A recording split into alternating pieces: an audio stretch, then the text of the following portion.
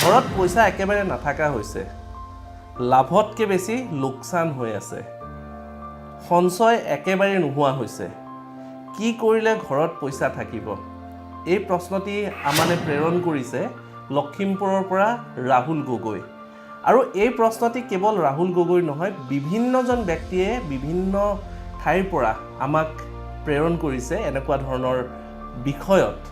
আৰু এইটো আজিৰ দিনত এটা বিশেষ বিষয় হৈ পৰিছে যে পইচা কেনেকৈ ৰ'ব তাৰে উপায় এটি আজি জনাব বিচাৰিছোঁ।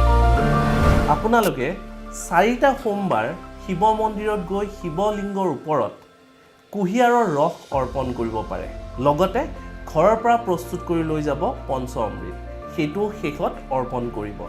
দেখিব যে আপোনালোকৰ এই ধাৰ ঋণ হওক বা ঘৰত পইচা নথকা হওক বা লাভতকৈ লোকচানহে বেছি হোৱাৰ যি পৰিস্থিতি, এই পৰিস্থিতিৰ পৰা পৰিত্ৰাণ পোৱা আৰম্ভ কৰিছে।